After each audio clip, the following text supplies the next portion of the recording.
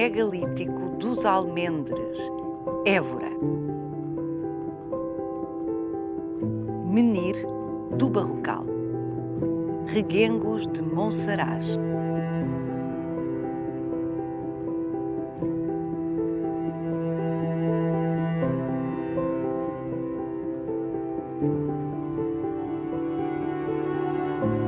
Há cerca de 7.000 anos, os seus e meus antepassados ergueram estes menires.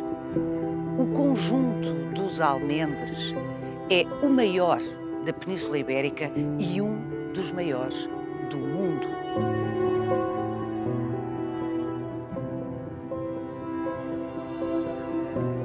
Pré-histórica. A cultura megalítica caracteriza-se pela construção de monumentos com grandes pedras. Há monumentos megalíticos por todo o planeta.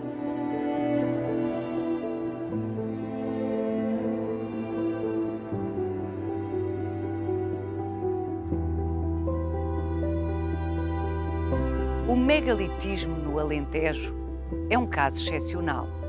Na Península Ibérica, não há nada que se lhe compare e a uma escala global é dos mais antigos.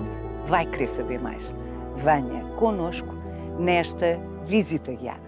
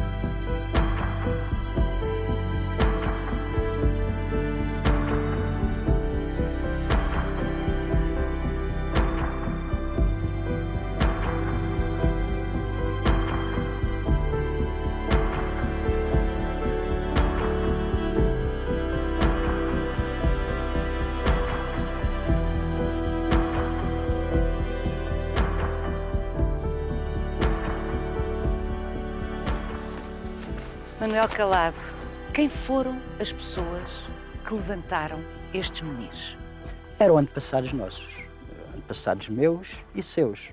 Talvez mais meus, porque eu sou alentejano e é provável que a genética tenha permanecido neste espaço. Eram os primeiros agricultores que se instalaram neste território. Na verdade, numa época em que por toda a Europa, grupos que antes eram caçadores-coletores, que eram nómadas, que viviam em harmonia com a natureza, decidiram, depois de ter recebido esses conhecimentos, o chamado pacote neolítico, ou seja, como é que se faz agricultura, foi um processo que começou lá longe, no Próximo Oriente, e chegou à Europa. E essa gente estava a iniciar aquilo que alguns chamaram a Revolução Neolítica. Objetivamente, uma mudança enorme na forma como os homens se articularam com a natureza. Os caçadores-coletores viviam do que a natureza dava, sem forçar, sem alterar, enquanto os agricultores se atribuíram o direito de alterar até onde quisessem para benefício próprio a natureza.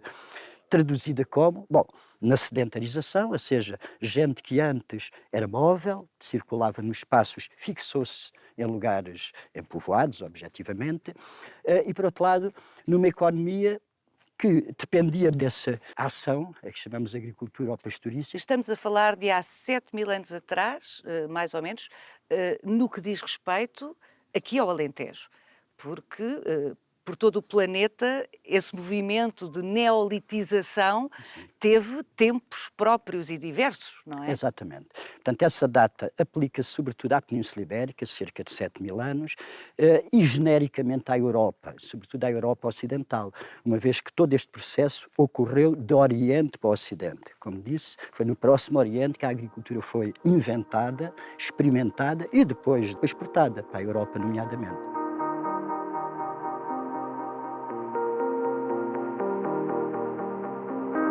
Eram pessoas como nós, em todos os aspectos. Era o Homo sapiens, há milhares de anos, que não eram os brutamontes, desesperados sempre à procura de comida e preocupados com a sobrevivência, que algumas reconstituições, enfim, pouco credíveis, nos têm incutido, nem eram os bom selvagem, ainda não corrompido pela civilização. Ou seja, eram bons o suficiente para criarem filhos, terem o amor suficiente e a capacidade de...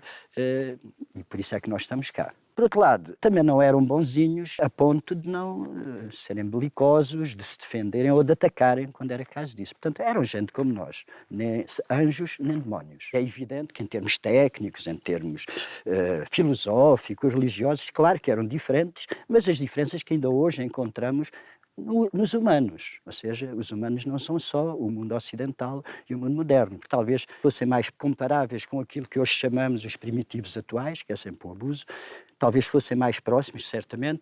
Eram gente que tinha menos conhecimentos técnicos, mas que tinham, precisamente por estarem em contacto direto ainda com o mundo natural, uma série de conhecimentos sobre como aproveitar essa relação com a natureza.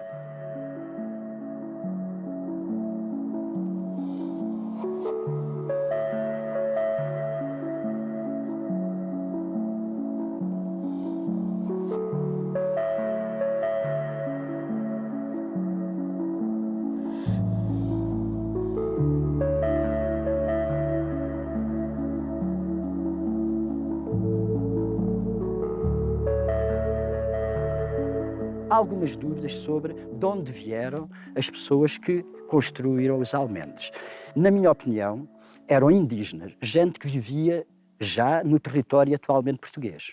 Viviam, na verdade, junto ao litoral e, sobretudo, junto aos estuários do Tejo e do Sado, onde conhecemos as maiores concentrações de populações dessa época, imediatamente anterior à construção destes monumentos. Os grupos que se instalaram no interior da Europa e, em particular, que estamos a falar no interior do território português, eram grupos de caçadores-coletores que se converteram a essa nova forma de vida, que tiveram que reciclar, inclusive, a ideologia, as crenças, porque o caçador-coletor não pode destruir a floresta. O caçador-coletor respeita, adora a floresta é a mãe que nos alimenta.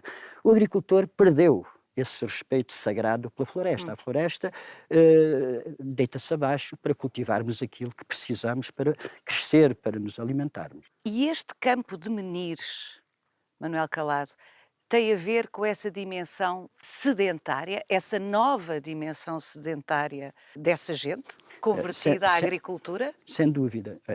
Na minha opinião, sem dúvida. Basicamente, estes monumentos são como que âncoras que fixam os monumentos no sentido de que, por um lado, exigiram um esforço coletivo considerável, e por isso tem a monumentalidade, ou seja, uma dimensão que impressiona o espectador, e por outro lado são obras que têm como objetivo fixar memórias.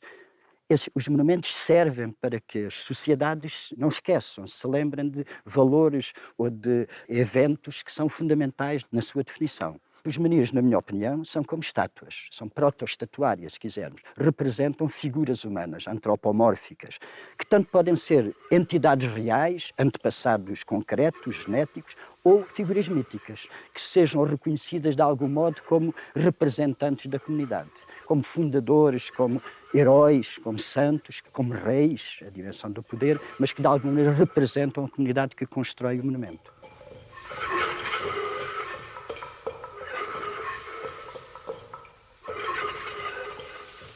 Representam figuras humanas de uma forma, digamos, minimalista.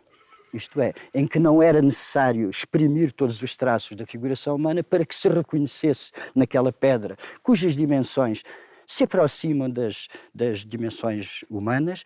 Por exemplo, aqui os almendres, a média do tamanho dos menires é 1,60 m, por exemplo, que coincide muito bem com as nossas alturas. Inclusive, nos almendres, algumas das gravuras são claramente também antropomórficas. Têm olhos, têm nariz, têm a boca. Por outro lado, também, em alguns menires aparecem gravados os báculos. Quem usa os báculos são as pessoas, são os pastores, não é? Durante o dia é muito difícil conseguir ver, aliás, isto é um clássico da gravura pré-histórica, é difícil conseguir a olho nu vê-la quando o sol está alto, mas nós temos imagens com luz rasante que permitem ver.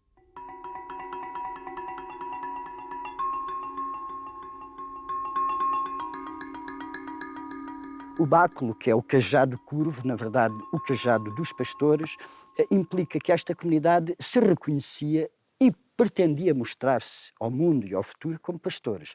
É verdade que a área onde nos encontramos não tem um enorme potencial agrícola, tem muito mais potencial para a pastouriça do que para a agricultura.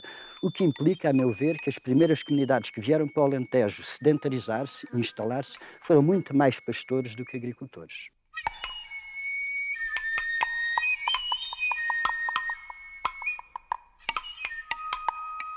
O recinto megalítico dos Almendres é um sítio, a todos os títulos, excepcional, único na Península Ibérica e raro a uma escala planetária. Sem dúvida. Quantos menires foram aqui colocados? Cerca de uma centena. Atualmente menos de uma centena, mas originalmente mais. As comunidades que fizeram este monumento vieram de áreas que são elas próprias excepcionais, que são os estuários do Tejo e do Sado, onde sabemos, através de uns monumentos que chamamos concheiros, grandes acumulações de conchas, que sabemos que eram das maiores à escala da fachada atlântica europeia. Nós encontramos no Tejo Sado e depois na Bretanha. E, pelo meio, não temos evidências de grandes concentrações dos últimos caçadores-coletores. Então, é a partir desse foco do Tejo Sado que o grupo se cinde, se separa, uma parte vem fazer agricultura e os outros ficam, durante séculos, vivendo como caçadores-coletores. Sim, não foi uma conversão, essa conversão ao sedentarismo, à agricultura, à pecuária, não foi uma conversão homogénea, nem pacífica. Nem pacífica, portanto, deve ter havido conflito, imaginamos, e provavelmente uma das razões para a construção deste monumento era mostrar aos resistentes, aos últimos moicanos que ficaram no Tejo Sado, o sucesso da opção agricultura pastorícia. Mostrar, vejam lá vocês, que nós seguimos um caminho que está a funcionar bem. Porque construir monumentos só, em todo o mundo, só as comunidades sedentárias. Caçadores-coletores nunca construíram monumentos. Porquê? Por um lado, porque a economia de caça e recoleção não permite agregar muita gente. Tem que ser um grupo pequeno para que a natureza permita alimentá-lo com o que há ali à volta. E, portanto, um dos objetivos ou um dos resultados dessa revolução neolítica foi precisamente a possibilidade de um número de pessoas que compõem uma comunidade ter crescido exponencialmente. Significa que caçadores-coletores não podiam, por exemplo, ser mais que 100 pessoas. O agricultor-pastor rapidamente podia ser 1000. E temos uma questão de poder, temos uma questão de autoestima, de segurança, etc. A propriedade da terra também é marcada por estes monumentos. Mas estes menires assim colocados, aqui colocados, é muito difícil, estamos sempre no domínio da interpretação, mas não há documentos, é pré-história, não tinham inventado ainda a escrita, mas tem um significado religioso, tem um significado pragmático de marcação de território, tem o significado que o Manel já aludiu quando sublinhou o caráter monumental, no sentido de mnemónica, lembrar os antepassados ou os mitos que caracterizam aquela comunidade. Para que tese é que se inclina? Olha, eu acho que estes monumentos não têm só um significado. Estes monumentos tinham vários significados. A maior parte dos monumentos, pensem na Torre Eiffel, por exemplo, servem para mostrar que nós somos capazes de fazer coisas fantásticas. Um outro é a apropriação da terra. Depois deste monumento colocado aqui, ficava claro que havia gente que era dona deste espaço. O agricultor tem que ser dono do espaço que cultiva, porque tem que prepará-lo, tem que investir, coisa que antes não acontecia. Um outro significado, uma outra ordem de significados, está contida também na noção de antepassado, é de ordem religiosa. Os antepassados são um conceito de ordem religiosa, filosófica, religiosa. E, portanto, este era também um santuário. Há muitos investigadores que preferem esta interpretação. É um santuário. Não era só. Em meu ver, era também um lugar de discussão política, um lugar de festa, um lugar de celebrações, além de ser um santuário. Porque, evidentemente, na pré-história, o sagrado e o profano não se distinguem com facilidade.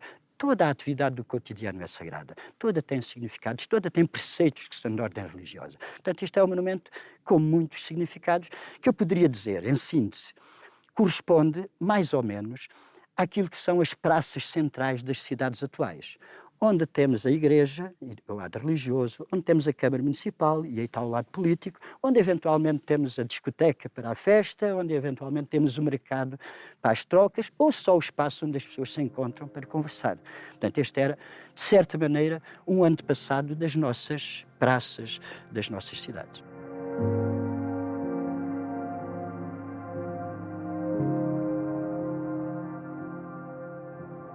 Tudo o que nos diz pressupõe que em torno deste monumento haveria povoamentos. Exatamente. Nós encontramos vestígios desse povoamento, aliás, muito intenso na região em que temos, na área a oeste de Évora, em que temos a maior concentração de recintos megalíticos da Península Ibérica. São 3 grandes recintos megalíticos.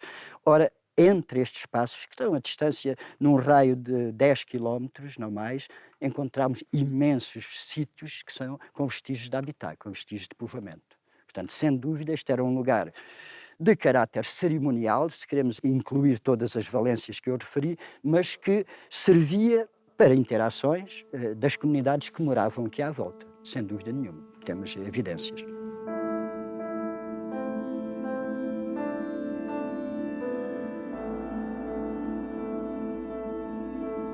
Os recintos megalíticos, que encontramos diferentes modalidades no mundo, nomeadamente na Europa também, não são todos iguais. São recintos, mas depois cada povo, cada cultura acabou por se exprimir de uma maneira diferente e única. Os recintos megalíticos no Alentejo têm uma série de cânones que eram respeitados, uma série de regras, de princípios, nomeadamente são todos localizados em vertentes expostas a nascente, a leste, em que o objetivo de olhar o nascer do sol, o nascer da lua, o nascer dos astros, visioná-los, estava presente. Outra característica que se repete em todos estes monumentos é aquilo que podemos chamar a descontextualização geológica. Isto é o quê? Quer dizer o quê? Apesar das pedras serem feitas de granito, o local onde se fez o monumento não tem granitos. Podemos interpretar isto como uma intenção clara de que não houvesse confusão entre aquilo que é os rochedos na natureza e os monumentos feitos por mão humana. Portanto, Quer dizer que deslocaram estas pedras exatamente. de um local onde havia granito e identificaram o local?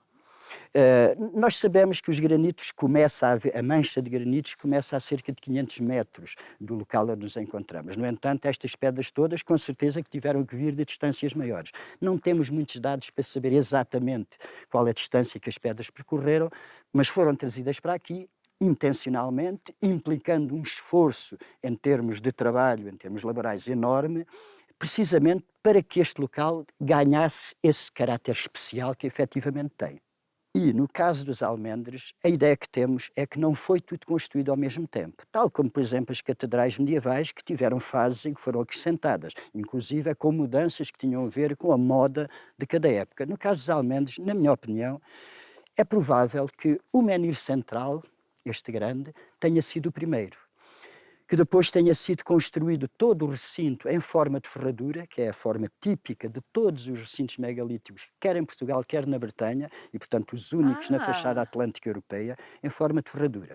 Quanto à forma de ferradura, a interpretação que me parece legítima ou a mais adequada é que trata-se de uma forma que tem muito a ver com a forma como os humanos se organizam no espaço, sobretudo quando estão a discutir determinados assuntos. Os nossos hemiciclos, os nossos parlamentos, de certa maneira, seguiram esse modelo de comunicação. Essa forma, esse dispositivo cénico, digamos, que permite trocar opiniões de uma forma eficaz. Portanto, eu creio que a forma de ferradura tem essa raiz.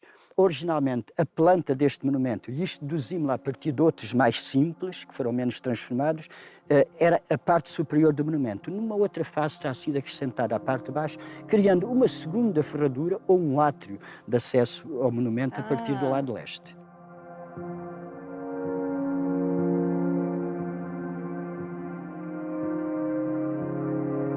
Quando é que este sítio arqueológico foi descoberto? Foi descoberto, por acaso, nos anos 60 do século XX. Um arqueólogo amador, um grande arqueólogo, Henrique Leonor Pina, que tinha descoberto, por informação oral dos camponeses, o maior dolmen da região, ante a Grande Zambujeiro, foi informado também por camponeses de que talvez neste lugar houvesse um sítio... Mas como é que é possível que um conjunto de pedras que ainda por cima não são originárias deste solo, não tivesse dado nas vistas até aos anos 60 do século XX? Bem, por um lado, porque estes monumentos sofreram, com os milhares de anos que decorreram entre a construção e o presente, sofreram perturbações. Nomeadamente, a maior parte dos meninos tombaram. E, portanto, era preciso um olhar de arqueólogo, alguém que já tenha visto ou que entendesse o fenómeno, para interpretar e perceber que havia aqui um monumento deste género. Na verdade, as pessoas que moram na região, os camponeses, nomeadamente, sabiam que estavam aqui estas pedras, mas achavam que eram pedras naturais, como as outras que temos aqui à volta. Identificar uma construção humana não era assim tão fácil. É preciso dizer que, no século XIX, Gabriel Pereira, que foi um investigador, historiador éborense, identificou o primeiro menhir no Alentejo e publicou um artigo lindíssimo numa revista de grande circulação, que muito provavelmente veio desencadear, é o que imaginamos, da parte do proprietário, que provavelmente teve acesso à revista, um certo entendimento do que é que podia estar aqui. Em todo o caso, ele não divulgou, levantou algumas das pedras, mas manteve, digamos... Quando diz levantou, é recolocou-as? Recolocou, exatamente. Ele só levantou, de uma forma muito conscienciosa, pedras que estavam inclinadas, mas não arrancadas. Portanto, no fundo, o que ele fez foi só levá-las à vertical, de uma maneira que bastante, digamos, correta do ponto de vista do restauro de um sítio arqueológico. Mais tarde, o Henrique Leonor Pina fez as primeiras escavações, levantou alguns menires, mais tarde houve outros trabalhos e praticamente neste momento todos aqueles que eram passíveis de ser erguidos, isto é, todos aqueles sobre os quais nós sabíamos com certeza o local de implantação deles, foram levantados. Os outros, que não são muitos, para os quais não se encontrou o alvéolo de implantação, esses foram deixados tombados. Vamos até à herdade do Barrocal, próximo de Reguengos de Monsaraz, onde existe o maior menhir do Alentejo Central, monumento sobre o qual o Manuel Calado também tem trabalhado imenso. Exatamente. Vamos.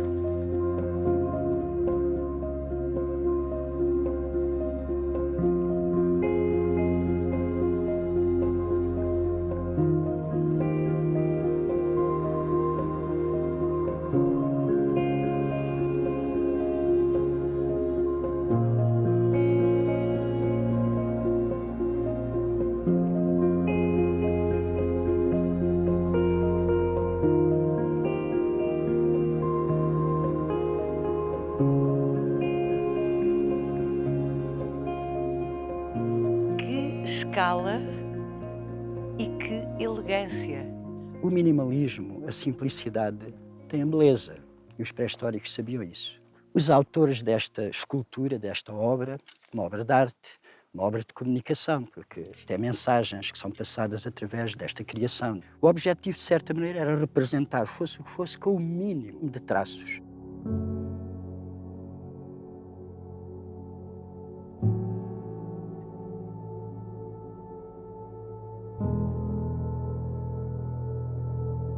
Este menhir é contemporâneo do recinto megalítico que estivemos a ver, dos Almendres? São genericamente contemporâneos, nós ainda não temos precisão nas datações para definir pequenas variações cronológicas. Estamos a falar de há 7.000 anos. Há 7.000 anos já é um número redondo, mas eu acho que numa dada fase, há 7.000 anos, no início, as comunidades que vieram instalar-se como sedentários, agricultores e pastores no Alentejo, escolheram locais apropriados, os mais bonitos, os mais interessantes, e o Barrocal foi uma dessas escolhas, os Almendres outra.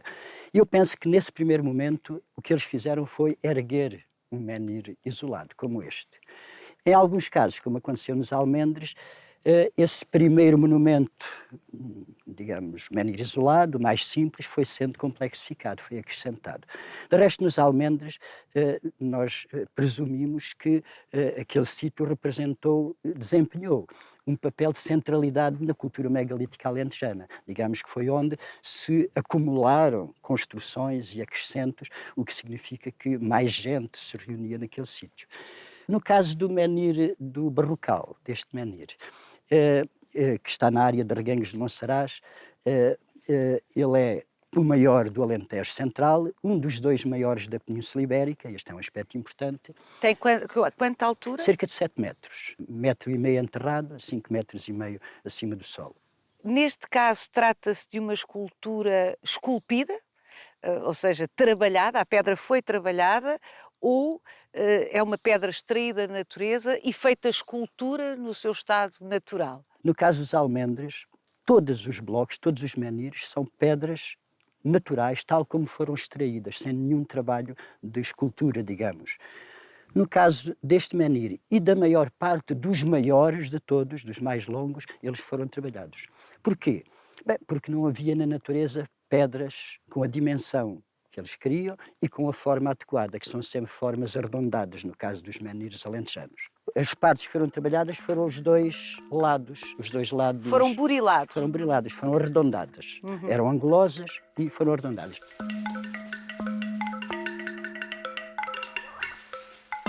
E dá-se a circunstância feliz de, naquilo que veio a ser o território português, milhares de anos depois, de o menir do Barrocal ter ficado no rigoroso enfiamento da maravilhosa vila de Monsaraz.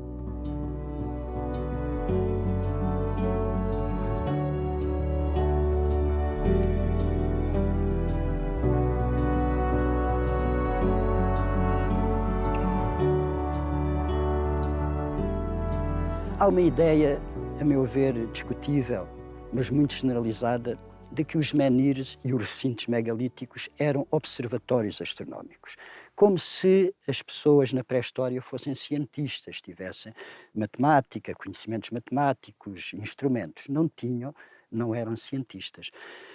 O que eram era curiosos, como nós, e, portanto, tentavam interpretar o mundo à volta. A partir do momento em que estas pessoas se tornaram sedentárias e passaram a viver o ano inteiro no mesmo local, eles puderam observar pela primeira vez alguns eventos astronómicos muito simples, muito fáceis de observar, pelo facto de terem um ponto de vista fixo. Por exemplo, perceberam que no dia mais curto do ano, 21 de dezembro, o Sol nasce muito a sul e que cada dia, a partir daí, o Sol vai nascendo cada vez mais a norte. Até que no dia 21 de junho, o dia mais longo do ano, o Sol nasce muito a norte, no ponto extremo.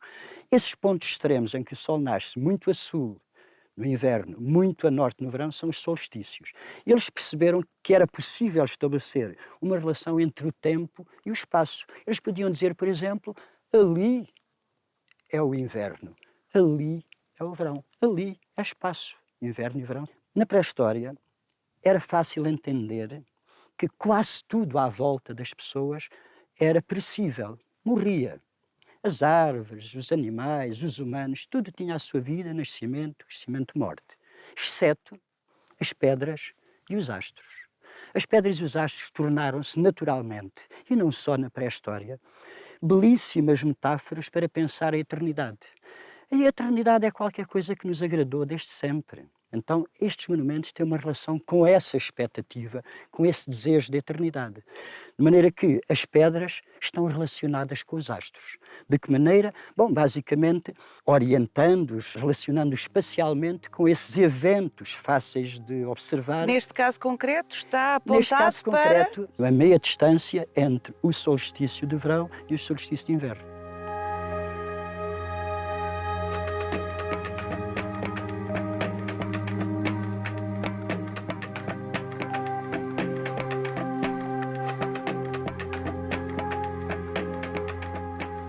No contexto das suas investigações arqueológicas, o Manuel Calado decidiu, a dado passo da sua vida, viver na Amazónia.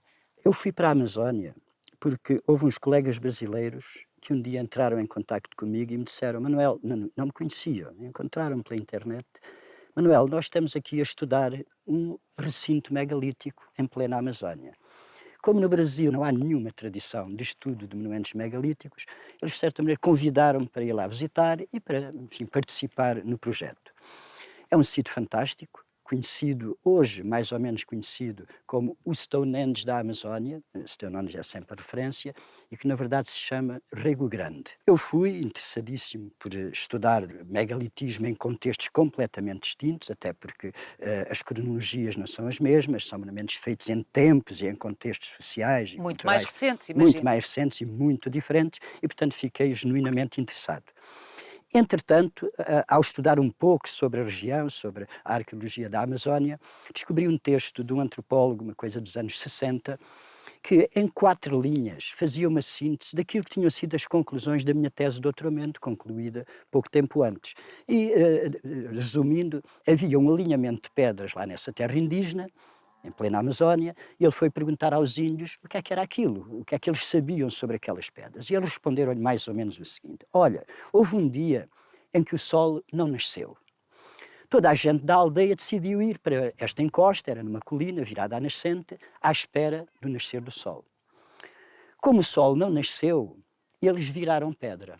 O facto de não terem propriamente uma forma sugestiva da forma humana, para eles não queria dizer nada. Aquelas pedras representavam pessoas. Nós, para interpretarmos estes monumentos, uma das possibilidades que temos é aquilo que chamamos de etnoarqueologia. Na verdade, ir estudar povos atuais que tenham alguma relação, que tenham lendas ou que ainda tenham alguma relação com a construção destes monumentos e, no fundo, ir ver que explicações dão, etc. Portanto, basicamente, eu fui tentar encontrar lá fora, noutros contextos, respostas para os nossos problemas com os menhirs alentejanos.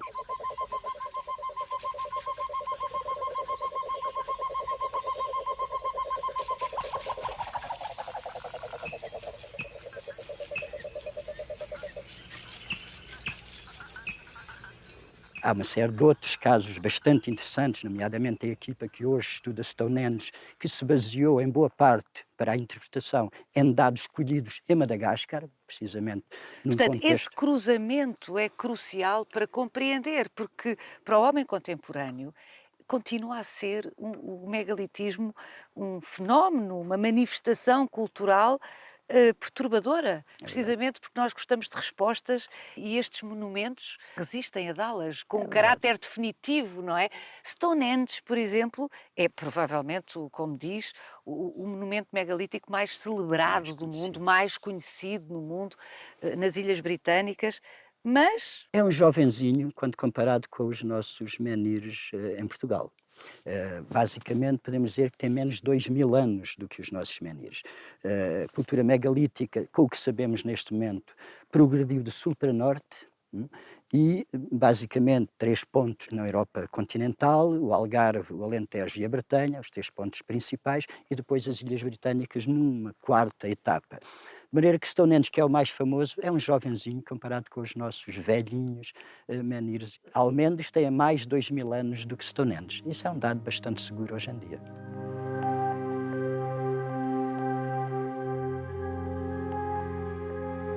Stonehenge, de alguma maneira, foi uma espécie de a cereja no cimo do bolo. Foi o completar de um ciclo. E Stonehenge, de alguma maneira, reflete a experiência que durante 2000 anos a Europa continental foi tendo.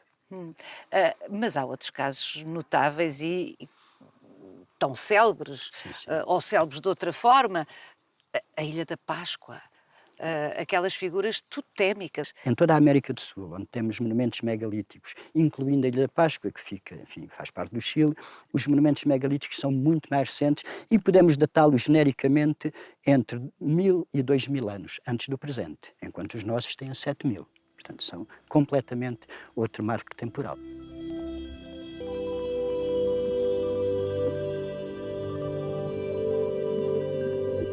O Manel Calado é um grande prospector de sítios e monumentos megalíticos em Portugal e particularmente no Alentejo.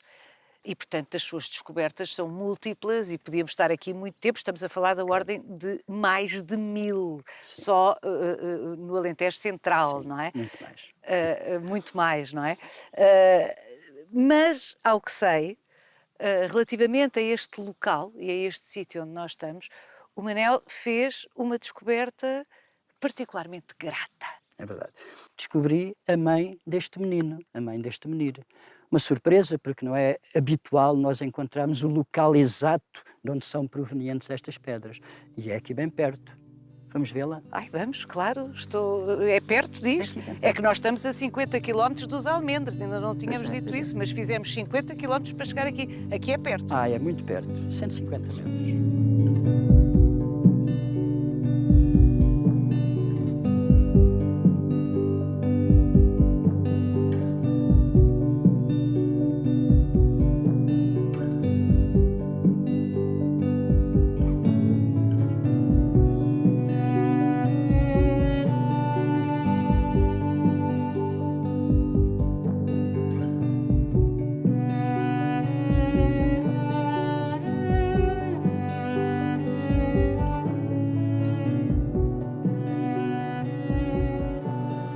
Aqui está a mãe do menhir do Barrocal. Uau! É um afloramento notável, o maior aqui da herdade, e o bloco destacou-se por processos puramente naturais, de fratura, que resultam normalmente da tectónica, dos tremores da terra, das placas, da terra, exatamente. E o bloco ter-se-á destacado por si próprio. O trabalho dos nossos amigos neolíticos foi unicamente transportá-lo e erguê-lo no sítio. E não há uma dúvida de que aquela pedra, aquele transformada em menhir, é daqui? Não, rigorosamente nenhuma. Positivamente, nenhuma dúvida. Analisámos a pedra, medimos quer a espessura, quer o comprimento, e não temos dúvidas nenhumas. Portanto, é uma espécie de peça de puzzle que se destacou daqui e os nossos antepassados pegaram nela e levaram-na para o outro lado. Exatamente, como neste caso, em que obviamente o bloco se destacou naturalmente do afloramento. Como é que eles transportavam peças tão pesadas, tão grandes? Isso é das coisas mais simples. Mais simples? É simples porque fizemos experiências, a arqueologia experimental já se encarregou de provar que transportar pedras de grandes dimensões com métodos elementares, básicos, não é tão complicado. Precisa de gente e precisa, aquilo que podemos dizer, precisa de 3 invenções que para nós hoje são corriqueiras. A roda, eles não tinham a roda, mas tinham troncos sobre os quais rolavam as pedras. A alavanca, ainda não tinham estudado a mecânica e a matemática da alavanca, mas sabiam usá-la, multiplica a força que usamos no ponto onde ela atua. E as cordas, basicamente. Tinham cordas? Tinham cordas. As cordas, na verdade, é uma tecnologia que já existia muito antes, os caçadores-coletores já sabiam fazer cordas, sem dúvida. Se juntarmos 300 pessoas, cordas à altura, alavancas e troncos, não tem grande dificuldade. Embora haja quem pense que foi ou o poder da mente, ou os extraterrestres, ou outras soluções assim igualmente estapafúrdias, criativas, sem dúvida, que merecem todo o respeito, mas que eu não subscrevo.